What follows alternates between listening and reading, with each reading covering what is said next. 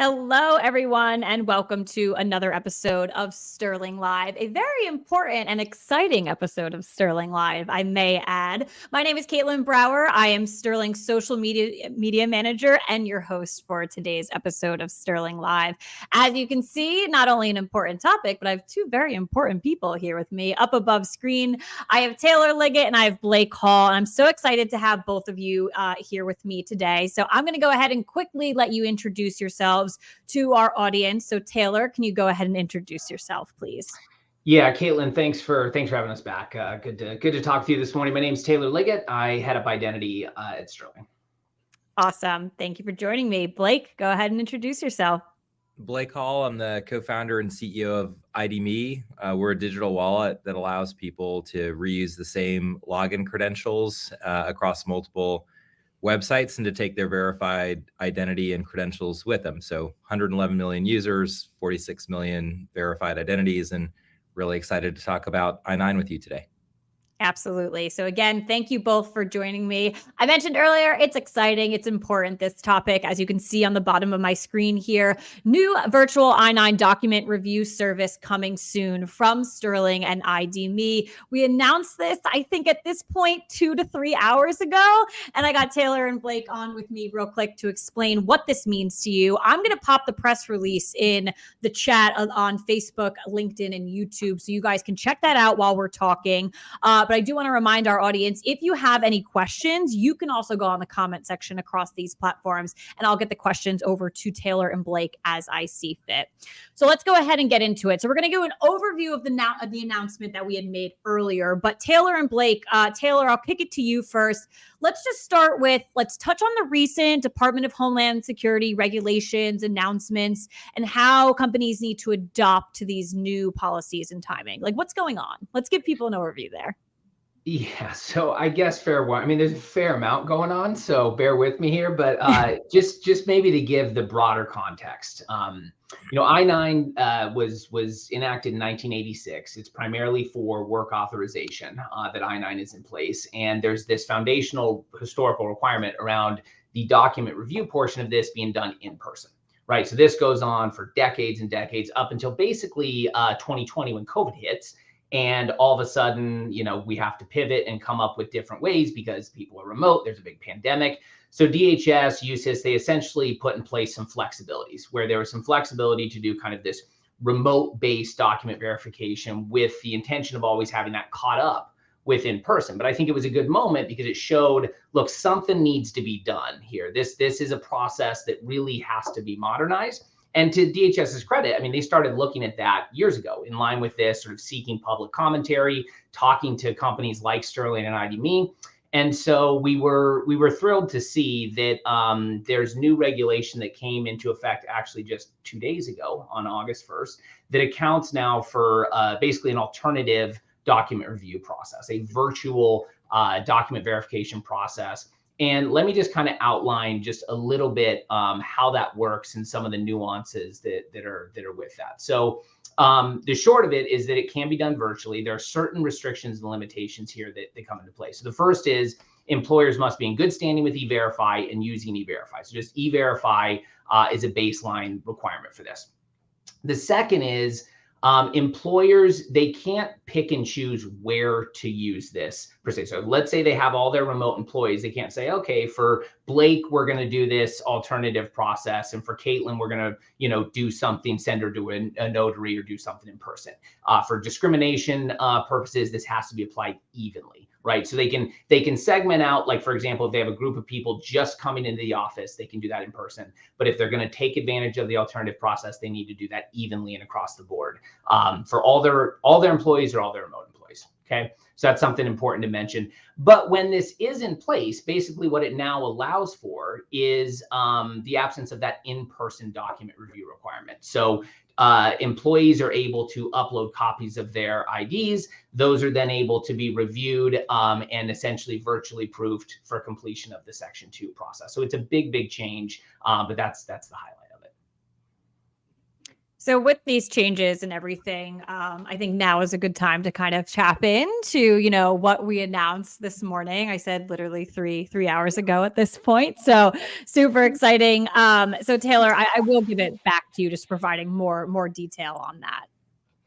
Yeah, I mean, look, what we'll soon be bringing to market is an end-to-end ability for employers to outsource this solution, right? So it's a really big deal. This is something I would say, like, the number one question we get asked by employers and have for years is Blake and I and the teams have been working on identity within employment is hey, when can you handle I-9, right? Mhm. And so this allows us now, the solution that we've just announced will handle document collection, Section 1 completion, document review, Section 2 completion, document retention, right? We'll handle the whole thing.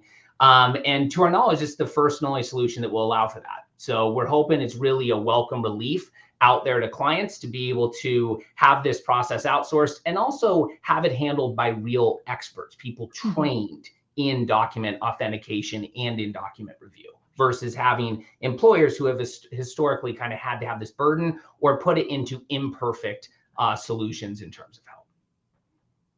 So let's talk about Sterling and ID.me. So what everyone brings to the table here for this announcement, and what's coming soon to market. So Blake, I'll start with you. Kind of how does ID.me fit into this?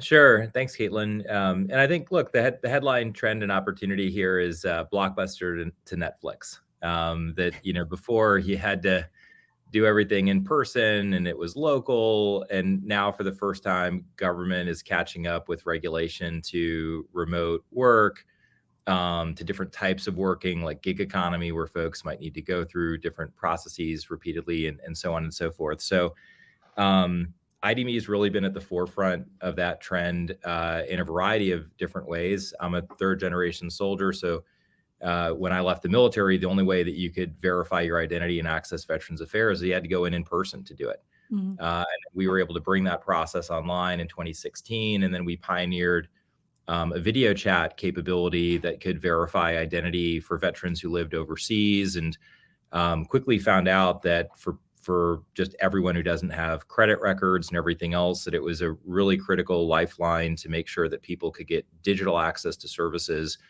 without having to go in person somewhere.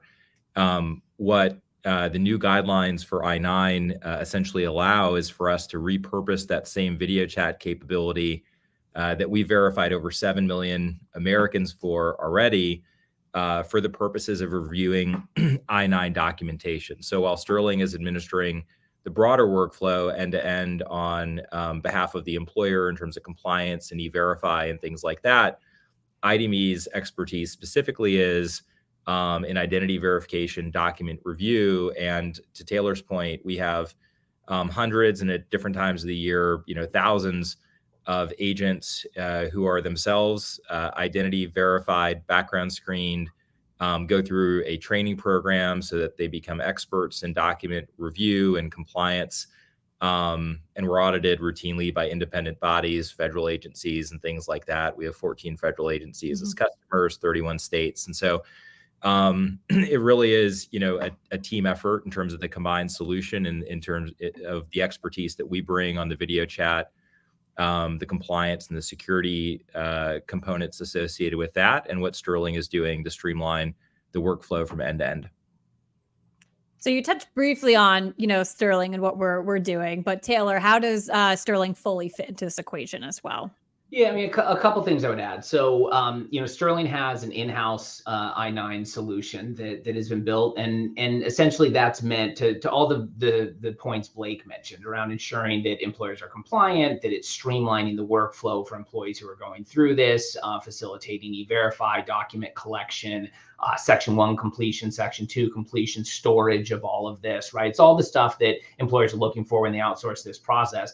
The key thing that had previously been unable to be incorporated, at least in this way, was the document review, the biggest pain point of really the whole process, right? So previously, employers would have to either do that themselves or send to like a notary network or some other type of in-person type solution that was imperfect at best. And I just want to really hammer, because like, look, Sterling solution, fantastic here. I think that the giant differentiator is what Blake just talked about around the trusted referees and that component. And I just want to maybe hammer that home a bit, because even beyond I-9, like, I'll just give a comparison point. When Sterling and IDME were going to market with our sort of core identity verification solution, right, prior to the background check, we've talked about that a lot. You know, one of the things we really had to look at was capabilities that would allow everyone to get through the process, which is particularly important with employment. And, you know, huge credit to Blake and team who built this sort of backbone of IDME around video chat and inclusive sort of approach to identity, right? And so that capability is, from my view, extremely unique. Like, there could be other providers out there that offer. I'm not familiar with that capability being a broad feature out there in the market. And so it's incredibly exciting to have that, be able to offer that at scale for employers. And also that this isn't something, you know, we put together for I-9, right? This is something that exists, that, to Blake's point, is used by numerous federal agencies, state agencies, many different employers, right, through the Sterling offering. And we're talking about a group of people who are highly trained and screened and so on to rigorous certifications, because they're identity proofing at levels like IL2 for other programs within IDME. So it's really a perfect marriage of that unique capability and specialized skill set into Sterling's end-to-end I-9 solution that brings this to life. And just to echo what Taylor said, you know, when we were first looking at how we should administer video chat verification, what should be the criteria for what we call trusted referees and these agents, you know, we realized that the requirements to be a notary public vary pretty dramatically by state. And this is years ago, so I don't know if it's precisely true today, but from what I recall, to be a notary public in like Louisiana, you had to be a lawyer. You can imagine what the hourly rate there is. And if you're having lawyers administer this, the economics don't quite work. And then in other states, you fill out an online form. In 15 minutes, you go down to the courthouse, you pick up some document, you're a notary public. And we were like, oh my gosh, like, that doesn't feel very secure. We're going to need to standardize and normalize the security and what it means to be a trusted referee.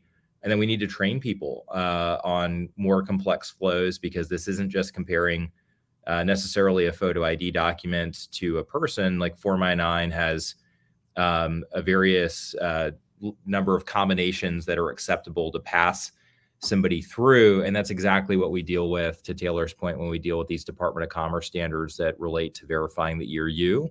So that is the differentiation, is the standardized and screened nature of our workforce and our expertise with regulatory compliance and document review, paired with Sterling's market leadership in serving employers and HR teams with compliance needs and other workflow efficiencies as well. A great partnership outlined for sure. So thank you to the both of you for that. So Taylor, you had mentioned early on in the episode, like right away, that you've spoken to clients in the past and there are pain points, and they've brought up, when are you going to do this? When are you going to be able to do this? Can you hone in a little bit more on, you know, how clients are currently managing, you know, the I-9 requirements and how this is really going to help them? For sure. You know, look, I tip my hat to employers. They've had to navigate this for many, many years in a challenging environment where, I mean, Blake brought up like how notaries are trained. You know, think about on the employer side, HR managers, hiring managers, how, if at all, are they trained on how to look at documents and go through this? In most cases, they're not. So, you know, employers have had to walk this line of both doing this themselves or sort of outsourcing to kind of notary type networks and such. And really what we're seeing from employers is kind of all over the place, right? In many cases, putting together and sort of stringing together solutions that work, that meet compliance. But really there's been a deep desire to streamline this and to make it better and to take advantage of the exact type of tools we're talking about. I mean, I said this earlier, I'll just restate it. as we have been introducing more and more identity verification into other parts of the workflow, specifically the background check. This has just been a big desire from companies to extend that to the I-9 portion. The only thing that stopped us was really this regulation that's finally changed. So I think, what this solution will now help with is it helps, one, just take the burden off employers. They can now just wholesale kind of let vendors like Sterling and IDMe handle this. But two, it can also just ease with some of the complications that can come through this. So I'll give an example. We had a couple of weeks ago an employer reach out to us who was doing I-9, and there was a sort of clear, what they thought was a fake document that came through. And they sort of reached out to us and, hey, we saw this ID. It doesn't look right. Can you maybe tell us if this is right?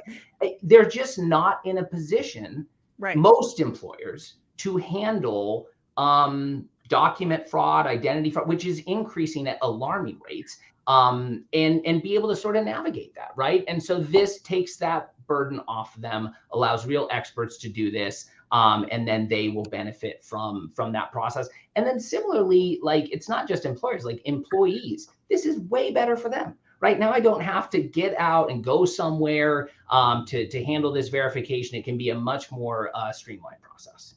Yeah, and I think to Taylor's point, that one incident he brought up, this identity thief was pretty brazen, like filed a support ticket and was like, how dare you, and blah, blah, blah, blah, blah. And then our investigative team tracked down, like, no, the real owner of the identity is this person, and it's not the person who's coming through. And the fact trail was pretty clear. And that situation turned into like, oh my God, thank you so much for preventing whoever that person is from entering into my workforce and being on the inside with access to systems. And so it just shows how bold some of these attackers and identity thieves are.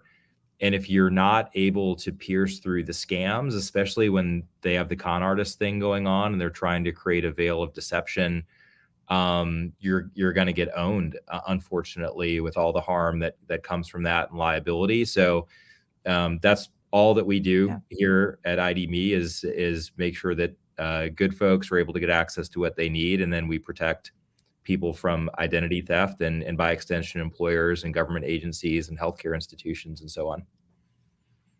A lot of critical components to employers for sure. And, very appreciative of the prime example that the two of you have brought up, but also Taylor, I'm happy that you brought up the employee as well, making sure that experience is good for them. So bringing up both parts. So I know we'll probably get a lot of questions, as we move through the coming weeks around, where are these, storing these documents, privacy practices and things like that. So Taylor and Blake, this is for the both of you. I'll let you both chime in, but, Taylor, we can start with you. Can you discuss what privacy practices are in place for accessing, reviewing, and storing all of these documents? Yeah, I'll go quickly and I'll turn it over to Blake. But, privacy, it's at the heart of everything that we do. On the Sterling side, documents are securely stored. They're only used for audit purposes, for the verification process completed by IDMe. But I think this, and Blake, and privacy is central to IDMe. So I'm going to turn it over to him to expand on that in just a minute. So I think there's some really relevant stuff to get into there. But I will just mention, I think as employers consider how to handle this stuff, this is another really key piece to handle. So for example, employers can do this themselves, right? So this alternative change, employers can certainly take this on and identity proof and collect documents. But, do you really want to be doing it? Do you want people emailing copies of driver's licenses and passports and stuff and sort of handling that piece yourself as well? That's another thing that I think is a big benefit of what we're doing, is taking that, putting in a very secure environment, enacting really strong privacy principles around that. And so that's it's just another piece I want to mention. But Blake, you want to expand on how IDMe approaches privacy? Sure. Yeah. Thanks, Taylor. I appreciate that. So the first thing, just from a values standpoint, as a headline, is we do not sell data, never have, never will. We view ourselves as fiduciaries of individuals' personal information. It is only your right to decide if you want to release data to a particular partner after you've been appropriately authenticated, after you provide informed consent. Very similar to Visa, right? Visa doesn't sell your money. You decide if your money goes from point A to point B, but Visa sells trust and convenience, so that if you've already completed something and they can take friction out of your life when you're transacting with a merchant, in this case with an employer, cool. With your permission, we will go ahead and transfer it. So the consumer controls data. We sell trust. We do not sell data. From a regulatory compliance standpoint, when you think about the holistic part of cybersecurity certifications to how we train our reps, FedRAMP, moderate authorization from the General Services Administration, a federal agency, SOC 2 Type 2, ISO 27001, all the cybersecurity standards you would want to see in place in terms of protection of data. And then the way that we identity proof, background screen, and train our representatives is also part of our auditing process against a different set of Department of Commerce standards that are set by NIST, that an independent auditor comes in, and there's a 501c6, an industry nonprofit that reviews that. A sitting executive at NIST is on that review board. So that's the compliance, part of it. And then the last part is there is a really critical link between security and privacy that isn't often discussed enough, which is to say, if someone who's not you is able to claim your identity, that in and of itself is a pretty serious violation of privacy. And so when you think about the incident that Taylor brought up, not only did we protect the employer from whoever this psychopath was who was trying to get inside, we also protected somebody else from potentially having to deal with the fallout of having salary and wage information tied to their taxes, and having to deal with the IRS and being like, oh my gosh, somebody used my personal data to alter my work history, and what does that mean for privacy and for my reputation? And so you can't have this notion of privacy without really strong security. And that's where a lot of what we do in terms of secure protection of data at rest, transmission, keeping documents for an audit trail to provide recourse to potential victims and to employers to show A, that you did it correctly, but B, there's an auditing trail there to protect people in the event that something went awry. It's really, really important, because there is this careful balance of privacy and security that needs to be maintained to truly be privacy enhancing. And again, the folks at part of the Department of Commerce have done a lot of work that we align our privacy and security controls to the requirements that they've established. Yeah, really great explanation of that. So thank you.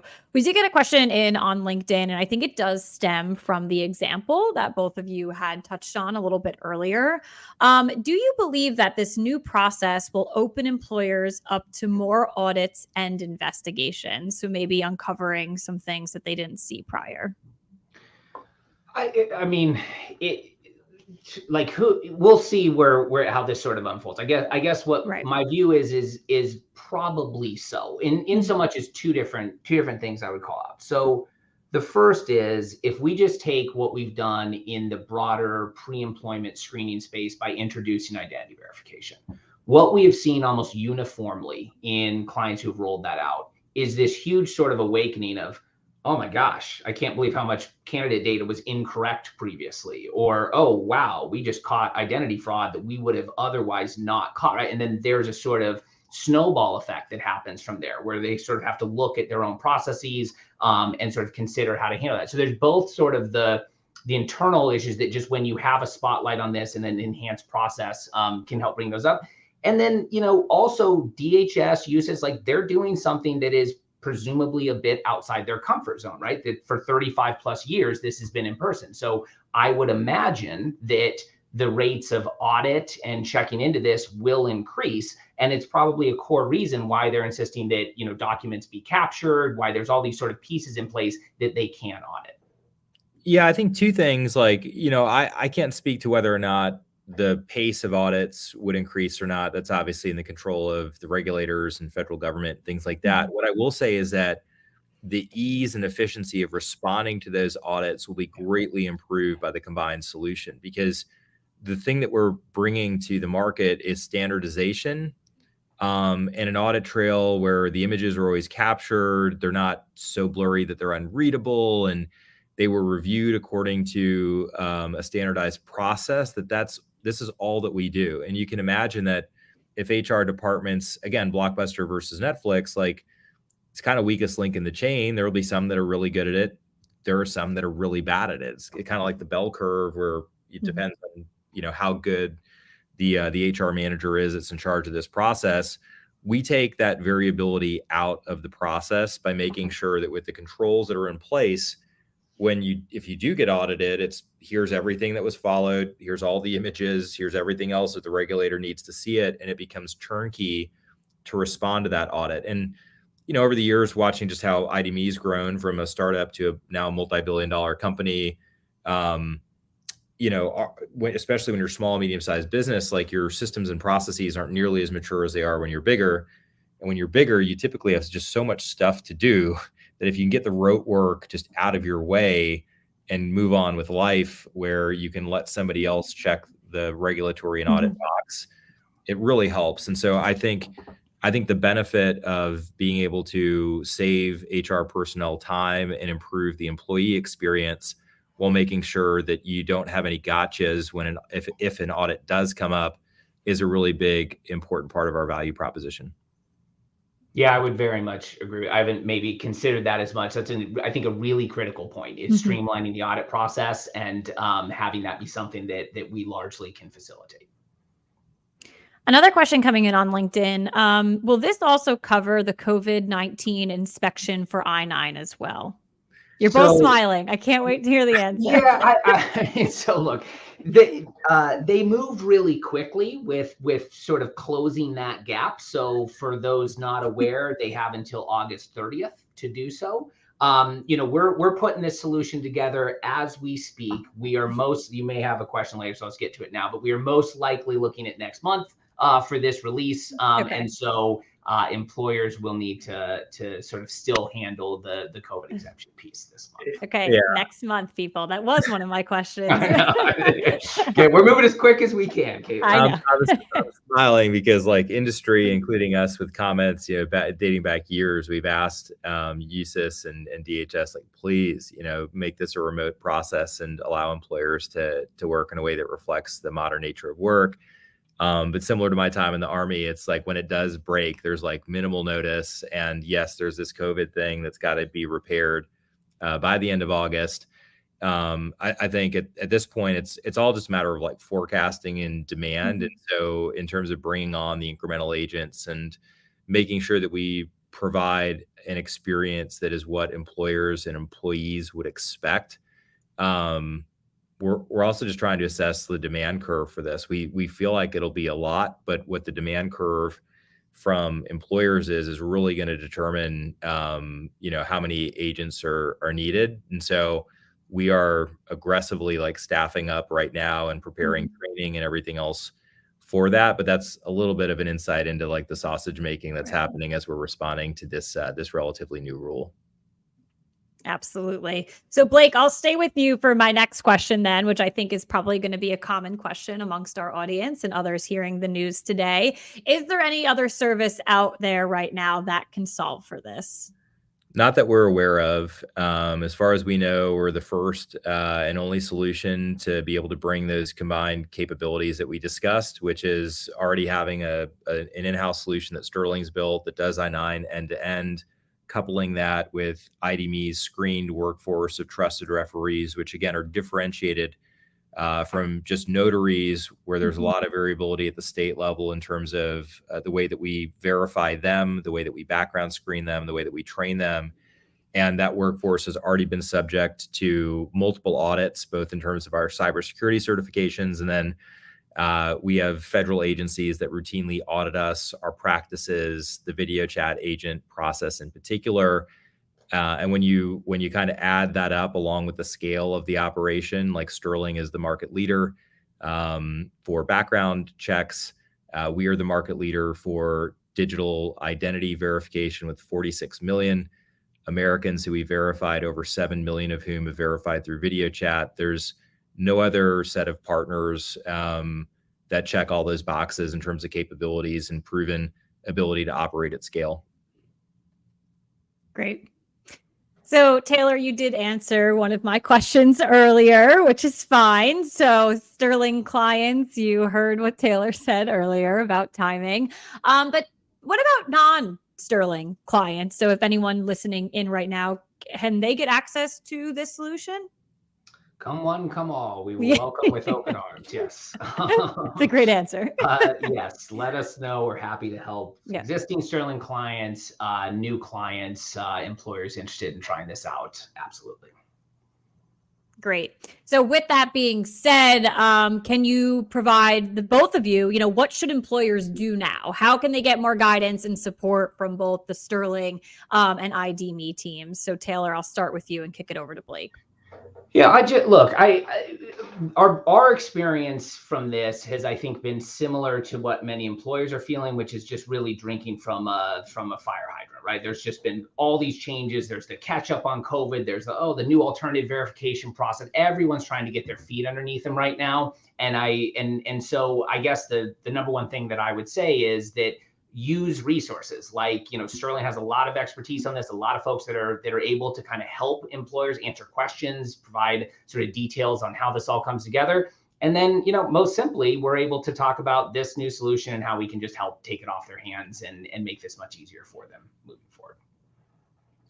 Yeah, and I would just say, to the extent that there's, a web page that Sterling has set up for, newer customers and or existing customers, just reach out to Sterling representatives. Knowing, who wants this solution early is definitely going to help. We're already spinning up the staffing and the training and everything else to make sure that we can support, this demand for this combined solution. But the more that we know about specifically the companies, the number of personnel that need to be screened, it's going to allow us to make sure that the video chat workforce is ready to go and is aligned against your needs as an employer. So the faster we see that, the faster we're able to be, even more aggressive than we are right now in terms of ramping up the team. And that certainly helps in terms of planning and forecasting, which I'm sure we all deal with in our day-to-day jobs. So would appreciate support from the employer side so that we can plan accordingly. Yeah, and there is, it's a good call out. There is certainly a page for this. I believe it's in the PR. Caitlin, I'm sure that will be provided to everyone. Yep. I just plugged it in on Facebook and YouTube, and I'll get it over on LinkedIn right afterwards. It is our Form I-9, and E-Verify services page on sterlingcheck.com. It's also in the press release, and the press release is also in the comment section. So we do have a ton of resources for you and more to come in the coming weeks as well. So as we wrap up today's episode, I do want to just give the both of you a quick chance to anything you want to leave our audience with today, whether it's what we announced today, what's to come, things like that. So Blake, I'll start with you. Just any final thoughts you have for our audience. We're just really excited about what this means for the future of consumer-centric identity. Through our partnership with Sterling, we want ID.me to be the last login that you ever have to enroll into and manage. And unless you love managing passwords on the internet, we're the company that's solving that, right? And so the more credentials that you can put into that wallet, from your verified identity to the fact that you've passed Form I-9 requirements, and you're able to bring that with you in a digital wallet, thanks to our partnership with Sterling, is going to take friction out of these workflows even more by empowering employees to have a smoother onboarding experience. So we're really excited, not about just moving it online as far as a process, but empowering employees to have a better experience, by extension, streamlining workflows for employers. So over to you, buddy. Yeah, I mean, look, I'd echo everything Blake just said. I'll share a funny story. I mean, the first time I met Blake was actually a discussion about, hey, this I-9 thing, I bet we could probably do better. Years ago, it was literally the first conversation I had with Blake. So I just, from a personal level of satisfaction, it feels good to finally sort of get at that point where we can announce we did that. We're here. We're here, exactly. I will also say, it doesn't stop here, right? We're already having conversations about, cool, how does this evolve? How does this further streamline kind of bringing the employee experience so identity can be verified pre-background check and sort of flow all the way through the I-9, right? Reduce the number of steps folks are having to take and maximize the benefits they're getting from that. So stay tuned as we look to evolve this even further. All right. Well, with that being said, an exciting day for Sterling and ID.me as we look to continue this process, continue this partnership. So Taylor and Blake, I thank you so much for coming on Sterling Live with me today and walking through this a little bit more. More information to come, obviously, but thank you all again for joining us on Sterling Live. And until next time. So Taylor, Blake, thank you very much. Thanks, Caitlin.